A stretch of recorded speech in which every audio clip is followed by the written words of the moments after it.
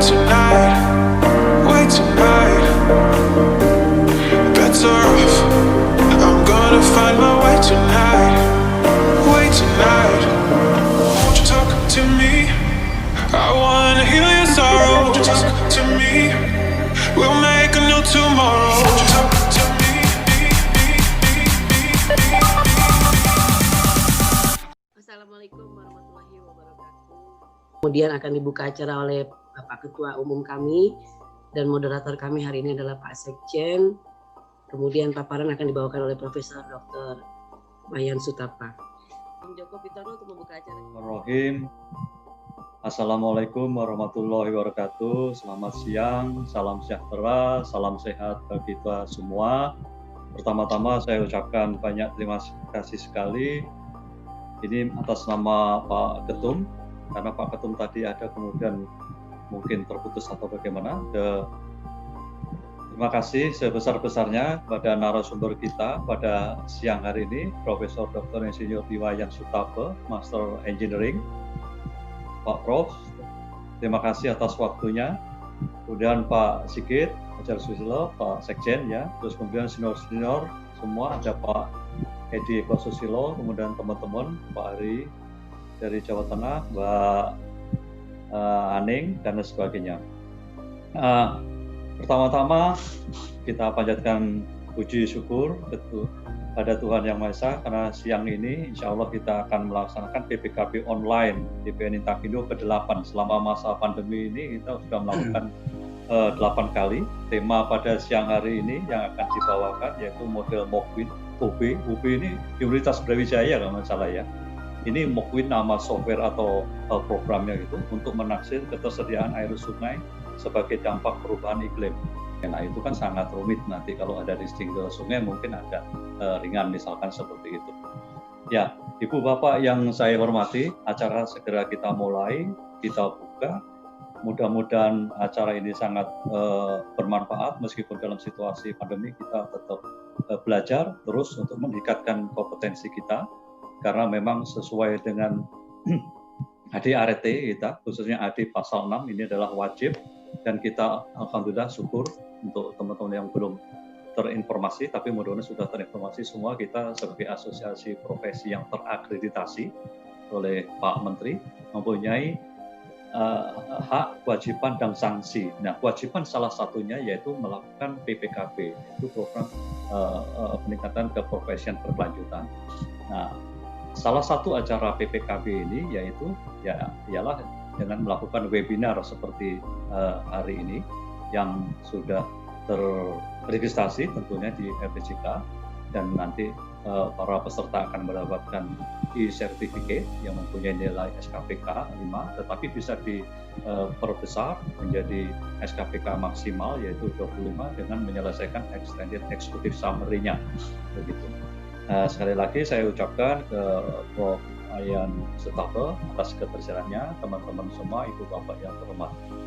Dengan resmi kami atas nama DPN Intakindo dan atas nama Pak Ketum, acara pelatihan melalui Zoom ini kita nyatakan resmi dibuka.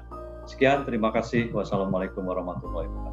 Saya kembalikan ke Mbak Ridit. Terima kasih banyak Pak Agung Joko Pitono yang sudah menggantikan Pak Ketum untuk membuka acara kita siang hari ini. Saya serahkan kepada Bapak Dr. Insinyur Sigit Ajarsusilo MM untuk mengarahkan acara kita hari ini sebagai moderator. Silakan Pak Sekjen. Baik, terima kasih. Bismillahirrahmanirrahim. Assalamualaikum warahmatullahi wabarakatuh. Waalaikumsalam warahmatullahi wabarakatuh. Terima kasih banyak kepada Mbak Ridit, juga teman-teman semuanya nih. Saya kira semua sudah hadir ya. Ini semua sudah bermunculan. Mudah-mudahan dalam webinar ini kita bisa bersama-sama dengan Profesor Dr. Wayan Sutapa MM nanti sebagai narasumbernya. Beliau ini lahir di Tabanan. Saya perkenalkan, beliau lahir di Tabanan. Kemudian beliau saat ini menjadi guru besar di Universitas Nadulaku, kampus perguruan tinggi negeri di Palu, Sulawesi Tengah.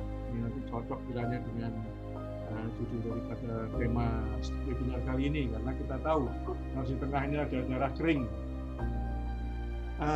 Beliau lulus di Fakultas Teknik Pengairan tahun 1990, jadi cukup senior. Setelah beliau bekerja sebagai konsultan, kemudian beliau masuk ke saat itu juga di Bandung, kemudian juga di Padang, kemudian ke Sulawesi Tengah, dan beliau akhirnya menjadi dosen di Universitas Tadulako. Dan pada tahun 2001 beliau menamatkan S2-nya di Institut Hydraulic Engineer Delft, The Netherlands, di Belanda. Nah, bidang ilmunya Hydraulic Engineer, Land and Water Development, ini kurang lebih dalam manajemen watershed. Dan kemudian tahun 2013 beliau ke Universitas Brawijaya, ke Fakultas Teknik Sipil untuk menyelesaikan gelar doktornya. Ini beliau banyak menghasilkan penulisan-penulisan pada lahan kritis, ya, dan juga meneliti kekeringan sebagai dampak perubahan iklim. Nah, tentu saja ini sesuai dengan lokasi di Sulawesi Tengah, di mana beliau mengabdikan diri menjadi pengajar dan juga banyak memberikan pendampingan masyarakat, pendampingan kepada pemerintah, pendampingan kepada teman-teman konsultan. Dalam hal ini Intakindo banyak juga berhubungan dengan beliau. Dalam pendampingan masyarakat, beliau pernah mendampingi penyediaan air minum untuk mewujudkan Millennium Development Goal, Pak, ya, tahun 2015. Nah, tentu saja Development Goal ini adalah di PBB setiap 15 tahun sekali ada semacam konferensi. Nanti tahun 2030 itu adalah ya kita juga harus mempersiapkan diri, karena pada saat itu adalah di mana kita Indonesia mempunyai bonus demografi, dan kiranya saat inilah Intakindo bersama-sama dengan teman-teman semua untuk mewujudkan itu, sehingga pada tahun 2045 bisa menuju pada Indonesia Emas seperti yang kita cita-citakan, Indonesia 100 tahun. Banyak juga jurnal-jurnal yang telah beliau hasilkan. Di antaranya ini terkait jurnal Intakindo. Demikian kira-kira riwayat beliau, kurikulum vitae beliau yang saat ini nanti akan menjadi narasumber webinar dengan Intakindo yang bertajuk model MOK WYN UB. Ini mungkin adalah MOK Wayan, jadi ya begitu Pak Wayan, ya. Jadi antara gabungan antara model MOK dengan Pak Wayan ditemukan, ini ditambahkan dengan UB karena beliau mengambil S3-nya di Universitas Brawijaya, di Teknik Sipil. Kemudian untuk tajuk judul adalah model MOK Wayan UB untuk menaksir ketersediaan air sungai sebagai dampak perubahan iklim. Ya, kita tahu dampak perubahan iklim sekarang ini, kalau zaman dulu iklim kita ini boleh dikatakan hujan itu adalah bulan Oktober sampai Maret, kemudian kemarauannya Maret sampai September, rupanya sekarang sudah berubah juga. Kadang-kadang ya hujannya sudah merata di beberapa tempat. Dan sebagaimana kita ketahui, dalam ilmu teknik pengairan ini ada dua hal penting dalam yang perlu dipelajari, gitu ya Pak Wayan, ya, yaitu satu, untuk menghitung debit banjir rancangan, untuk mendesain bangunan, jadi artinya untuk kapasitas pengelolaan air dan sebagainya. Kemudian yang kedua adalah menghitung ketersediaan air, Pak, ya, current debit. Itu adalah nanti hubungannya dengan keandalan, kemampuan dalam menyediakan air. Ya, mungkin inilah nanti yang akan kita kupas bersama-sama dalam webinar kali ini, yaitu masalah menaksir ketersediaan air sungai. Saya kira demikian untuk Pak Wayan. Nanti kami mohon paparan bisa disampaikan dalam waktu 60 menit. Jadi kalau sekarang jam 13.30, harapan saya 14.30 sudah bisa menyampaikan laporannya. Kemudian kita punya waktu tanya jawab 60 menit. Sehingga pada jam 15.30 kita bisa menyelesaikan acara ini. Baiklah, untuk mempersingkat waktu, maka kami persilahkan kepada Prof. Wayan untuk menyampaikan paparannya. Silakan Bapak Prof. Wayan. Terima kasih Pak Dr. Sigit. Assalamualaikum warahmatullahi wabarakatuh. Selamat siang, salam sejahtera bagi kita semua. Om Swastiastu. Terima kasih kepada Intakindo yang telah memberikan saya kesempatan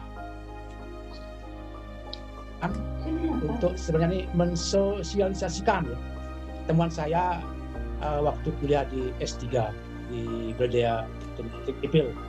Oke, terima kasih. Jadi sebetulnya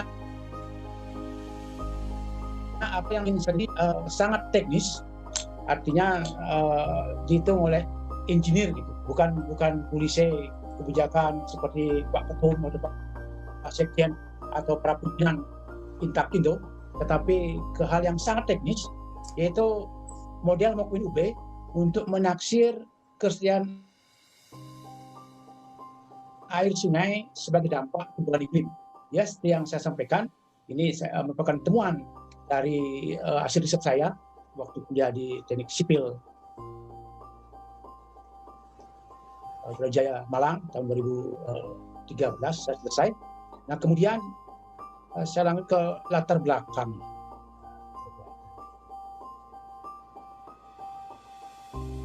Latar belakang, saya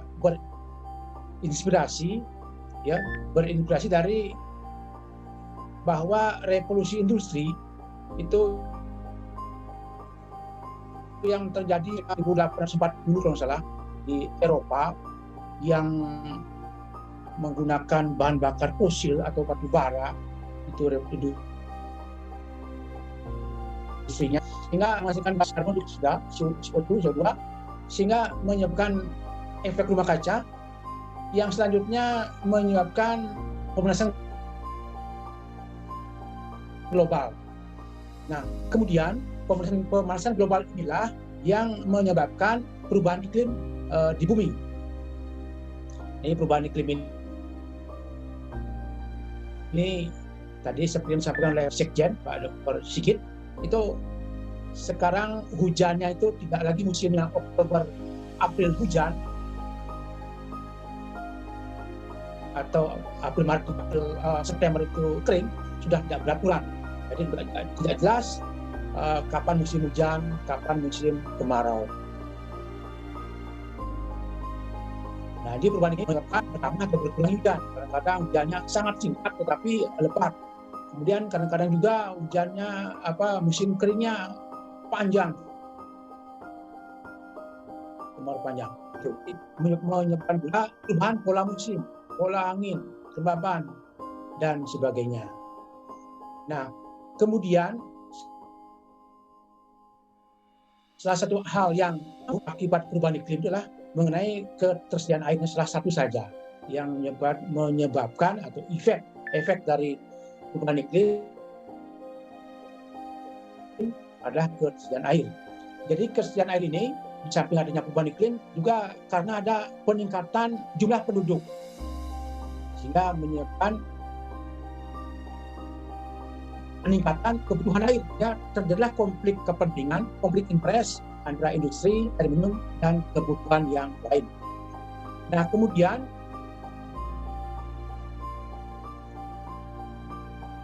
kita memiliki banyak sungai, dan belum semua sungai-sungai itu dilengkapi dengan alat pencatatan air otomatis. Nah, sehingga kita membutuhkan suatu model debit untuk merubah data hujan menjadi data debit. Karena kalau data hujan yang belum banyak ada adalah belum semua sungai-sungai yang ada di Indonesia dilengkapi dengan alat pencatatan air otomatis atau AWR. Nah, kemudian ini beberapa model debit ya yang tidak dipengaruhi oleh perubahan iklim. Ada model tangki, model smart, unit, FJMOK, Sacramento, Indonesia, LBM, terakhir Pak Nugroho yang saya tahu 2006 Malang, itu belum memperhitungkan kejadian perubahan iklim. Nah, saya mencoba untuk membuat suatu model. Saya kembangkan dari modelnya MOK, FJMOK, ya. FJMOK itu ditemukannya di Bogor, karena daerahnya daerah basah, sehingga kurang pas kadang-kadang kita gunakan untuk daerah yang kering atau semi kering. Maka saya mencoba yang dipengaruhi oleh perubahan iklim. Kemudian ada intersepsi tajuk. Ini misalnya teman-teman dari pertanian, intersepsi kita jarang di itu bisa tajuk. Kemudian distribusi hujan itu berdasarkan land use-nya atau tata guna lahan. Selama ini kita perluas saja, luasan das sekian. Nah, kita belum pertimbangkan apakah itu hutan ataukah kebunkah atau lahan terbuka. Nah, itu yang kita nggak pertimbangkan. Kemudian anaknya dan karakteristiknya. Ini yang menjadi tambahan model, tambahan parameter yang saya gunakan untuk membuat model yang saya nama WIN UB, ya model MOKWIN UB. Ya, saya berharap sebetulnya nantinya setelah bapak dan ibu ikut pelatihan atau seminar, gitu ya, bisa mengaplikasikan model ini. Karena model ini kalau di PU provinsi ya, PU provinsi itu wajib menggunakan. Ini kalau tidak menggunakan modelnya propoyan model MOKWIN UB tidak diterima. Jadi mereka sudah mengakui hasilnya. Dan beberapa teman juga, kemudian beberapa mahasiswa S2 saya menggunakan MOKWIN UB ini dan hasilnya cukup memuaskan kalau dibandingkan dengan debit AWR. Itu latar belakangnya. Kemudian konsepnya, ini kerangka konsep model. Jadi pertama nanti harus dihitung dulu tren iklim dan proyeksi lahanan. Kemudian buat model, kemudian bagaimana skenario perubahan iklimnya. Setelah itu baru dikalibrasi modelnya. Jadi kalibrasinya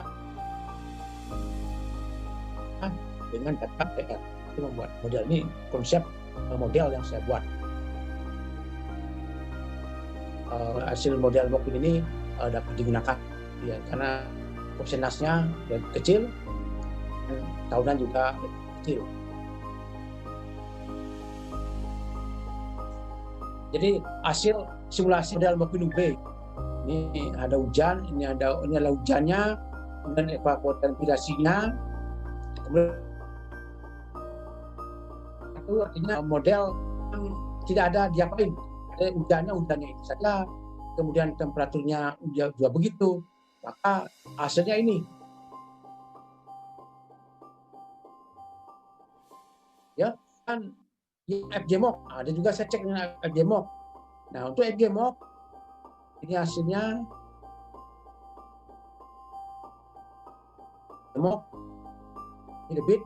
debitnya ketemu minus. Ya walaupun ada hujan memang sedikit, tapi bisa ketemu minus karena tidak ada limpasan. MOKWIN tidak ada ketemu minusnya. Ya kalau minus misalnya kita anggap sebagai 0. Dan UB2 ini hasil banyak ini belum dikalibrasi. Ya, setelah ditambahkan perubahan iklim, ditambahkan alpha P dan alpha T, maka ketemulah yang MOKWIN UB2 dikalibrasi. Ini MOKWIN UB dikalibrasi. Ini ketemunya ini. Ini bisa kita lihat bahwa kalau ada hujan, maka debitnya naik. Kalau sedikit kayak ini sedikit, maka saya bahwa kejadian hujan dan debitnya itu seirama. Jadi kalau ada hujan, maka yang cukup signifikan, maka bisa menambahkan debit, debitnya berkurang. Jadi dengan kalibrasi dan debit observasi, maka kita bisa mengetahui berapa besarnya debit. Besar. Nah, ini demikian tadi model MOKWIN. Ini beberapa Jadi yang pertama saya menggunakan modal ideologi Mokbin UB bisa di Gumbasa ya, di mahasiswa yang menggunakan model Mokbin ini. Kemudian juga menggunakan efek on-ground water Bangga ini di Korea Selatan ini, di U2 ini di Scopus yang tertinggi ini ya, yang bereputasi ya, yang diakui untuk menjadi guru besar. Ini demikian. Ini juga jadi waktu seminar Apiki saya juga menggunakan aplikasi model Mokbin UB untuk menasihati training waktu seminar Apiki di Jakarta. Kemudian ini juga jurnal Assessment of Drug Impact ini juga dengan model Mokbin UB ya, dengan beberapa besar saya memiliki ini menggunakan model Mokbin UB untuk menghitung besarnya debit. Nah, ini juga, ini waktu sang Prof. Bisri, Bu Lismindati dan Prof. Lili ya, ini waktu modal di saat Bangga untuk ini juga sudah terbit di Jerman. Kemudian aplikasi untuk konsultan ya. Jadi beberapa pekerjaan yang saya kerjakan dan teman-teman juga dikerjakan di PU ya, yang di sini. Jadi ini penyusunan alokasi air menggunakan itu, dan subirigasi juga menggunakan, embung juga menggunakan, dan SID irigasi Kamboyoli menggunakan Mokbin UB untuk menentukan debit andalannya. Jadi demikian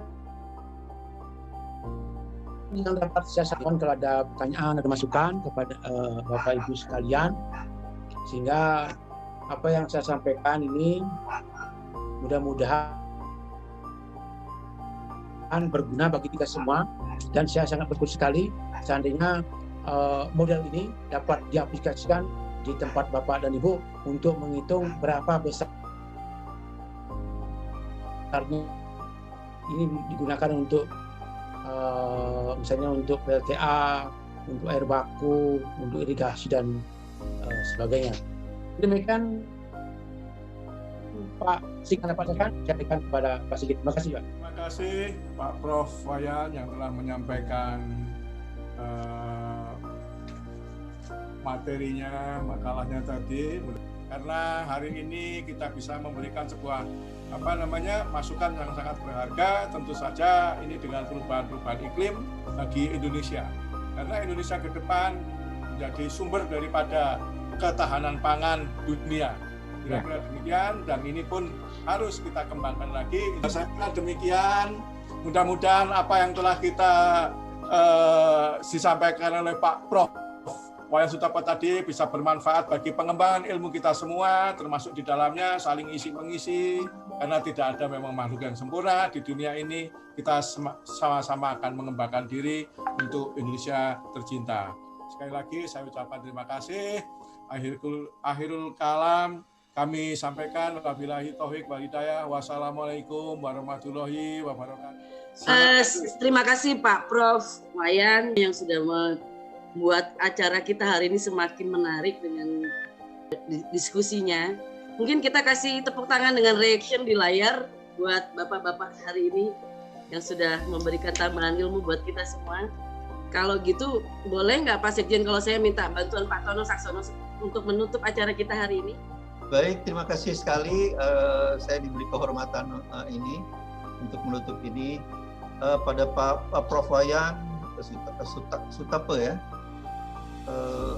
Terima kasih sekali atas share ilmunya yang sangat bermanfaat untuk teman-teman yang bergerak dalam bidang water engineering. Tapi sangat bermanfaat sekali, meskipun tentu saja kemudian Intakindo saya kira harus bisa tampil untuk lebih memperkaya hasil ini, karena ilmu itu tidak pernah berhenti, selalu berkembang, dan menurut saya Intakindo bisa memberikan sumbangan yang cukup baiklah, dengan apalagi dengan jaringannya yang sudah nasional di 30 sekian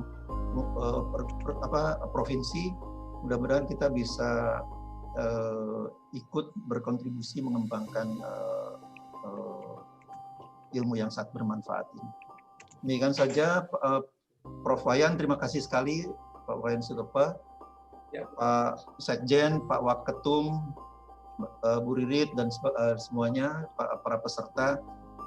Semoga kita selalu sehat dan bisa ketemu lagi di lain waktu. Demikian, Assalamualaikum warahmatullahi wabarakatuh. Dengan demikian saya tutup pertemuan ini.